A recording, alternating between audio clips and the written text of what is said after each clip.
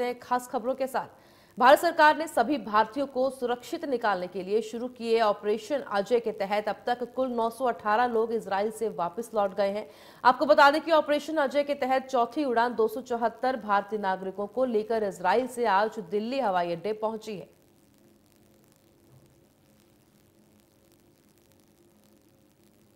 Flash आ जाती है कि आपके इतने मिनट में आप इस पर्टिकुलर सिटी में, क्योंकि रडार से वो कैच कर लेते हैं कि इस पर्टिकुलर सिटी में आपका इतनी देर में आपका रॉकेट आएगा। और उनकी होम कमांड फ्रंट एक ऐप भी है। सैटरडे मॉर्निंग 6:30 बजे रॉकेट्स आए थे। And hospitals are busy because they have to handle the war situation, the soldiers, the normal civilians who are getting attacked. जो साउदर्न सिटीज़ हैं, साउदर्न पार्ट है जो कंट्री का, वहाँ पे हालत थोड़ी ज़्यादा ख़राब। इजराइल के हालात लगातार टेंस होते जा रहे हैं और भारत सरकार जल्द से जल्द जो भारतीय हैं उनको इवैक्यूएट कर रहे हैं। अब तक लगभग 918 लोग जो हैं वो भारत पहुंच चुके हैं और लगातार इस पहल को आगे बढ़ाया जा रहा है। आपका क्या नाम है और आप इजराइल में कहाँ पर रहते थे? मेरा नाम परम गांधी है और मैं तेल अवीव यूनिवर्सिटी में पढ़ता हूँ, तेल अवीव इजराइल में। अगर तेल अवीव की बात करें तो वहाँ पे भी काफ़ी सिचुएशन जो है वो टेंस हो रही है। क्या कुछ हालात है वहाँ पे, किस तरीके से आपको मतलब पता चला और इन सब के बारे में? तेल अवीव में एक्चुअली सैटरडे मॉर्निंग जब अटैक शुरू हुआ, सैटरडे मॉर्निंग 6:30 बजे रॉकेट्स आए थे, तभी अलार्म और सायरन सब बजे, तब मुझे पता चला। और उस पूरे दिन में क्या सिचुएशन है और जो क्लिप्स देखी उससे बाकी की सिचुएशन भी पता चली। और इस बार की एस्केलेशन बहुत ही खतरनाक है। Back to India based on the priority and panicking basis of the situation because people are getting panic attack over there and hospitals are busy because they have to handle the war situation, the soldiers, the normal civilians who are getting attacked. So this panic attack we have to handle by our own, so that's why it was important to take us back to India. अभी हालात हैं वहाँ के और आप कहाँ पर रह रहे थे वहाँ? देखिए हालात तो वहाँ पे मतलब जहाँ पे हम थे, हम तेल अवीव के पास ही एक शहर है रिशोन लेजियोन, अब वहाँ पे रह रहे थे अभी। बट वहाँ पे इतने हालात ज़्यादा ख़राब नहीं है। बट जो साउदर्न सिटीज़ हैं, साउदर्न पार्ट है जो कंट्री का, वहाँ पे हालत थोड़ी ज़्यादा ख़राब है। सेंट्रल इजराइल जो है वो सबसे सेफ है इस टाइम पे, क्योंकि नॉर्दर्न बॉर्डर और साउदर्न बॉर्डर पे जो लेबनान की तरफ से भी और गाजा की तरफ से भी लगातार रॉकेट्स दागे जा रहे हैं। वो मेन टारगेट्स कर रहे हैं जो पॉपुलेटेड सिटीज़ है इजराइल की। लेकिन इजराइल बहुत ही टेक्नोलॉजी वाइज बहुत ही इनोवेटिव है, बहुत ही उन्होंने एडवांस है इसमें कर लिया है अपने आप को। उनके पास जैसे आयरन डोम टेक्नोलॉजी है, जैसे वो वहाँ से अगर कोई रॉकेट आता है तो उसका हवा में उड़ा देते हैं इंटरसेप्ट मिसाइल्स के थ्रू। और जैसे आप कोई टीवी देख रहे हैं आपको, तो उसमें एक आपके पास फ्लैश आ जाती है कि आपके इतने मिनट में आप इस पर्टिकुलर सिटी में, क्योंकि रडार से वो कैच कर लेते हैं कि इस पर्टिकुलर सिटी में आपका इतनी देर में आपका रॉकेट आएगा। और उनकी होम कमांड फ्रंट एक ऐप भी है जो आपको मैसेज कर देती है कि आपको इस टाइम पे 1.5 मिनट के अंदर आपको रन करना है शेल्टर की तरफ पे। होमलैंड है तो बहुत ही अच्छा लग रहा है। उधर सिचुएशन गाजा बॉर्डर और जॉर्डन, सीरिया के side, not Jordan sorry, Syria के साइड पे बहुत ही ज़्यादा उनका टेंस सिचुएशन है।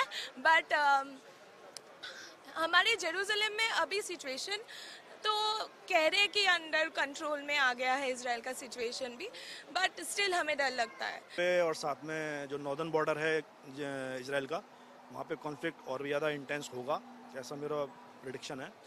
But Israeli government, Israeli army जो है इट्स वेरी स्ट्रॉन्ग, तो मुझे पूरा कॉन्फिडेंस है कि वो इसको कंट्रोल कर लेंगे। आपको सर कितने साल हो गए इजराइल में? इस तरीके के हालात क्या पहले भी कभी बने हैं?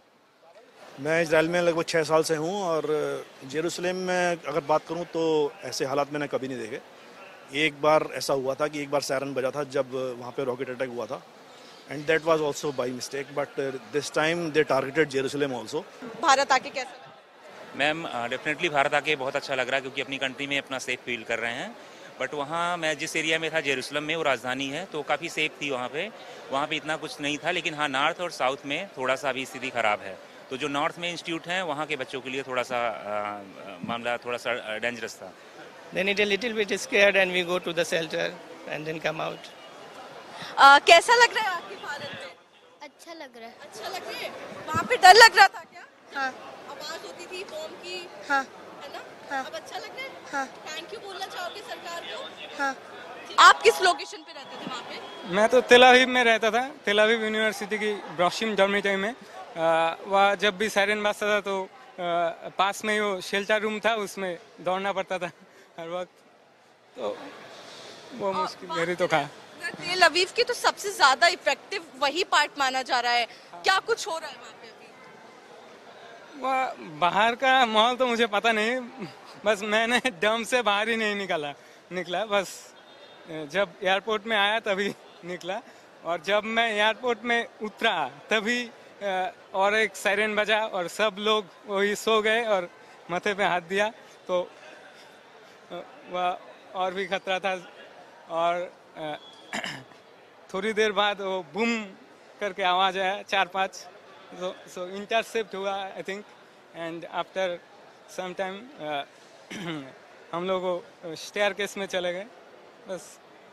तो जैसे ही वो बता रहे हैं कि जैसे ही वो एयरपोर्ट आ रहे थे वैसे ही सायरन बज गया, तो लगातार सायरनों की आवाज जो है वो इजराइल में सुनाई दे रही है। वहीं भारत सरकार ये मुहिम चला रही है ऑपरेशन अजय, ताकि सारे भारतीयों को सेफली जो है वो भारत वापस लाया जाए। उसको आप किस तरीके से देख रहे हैं? एम्बेसीज किस तरीके से आप लोगों की मदद कर रहे हैं? एम्बेसी बहुत अच्छा काम कर रहा है और हमें बहुत मदद कर रहा है, हर वक्त हमारी खोज कर रहा है, और हम थैंक यू कहना चाहते हैं एम्बेसी और इंडियन गवर्नमेंट को।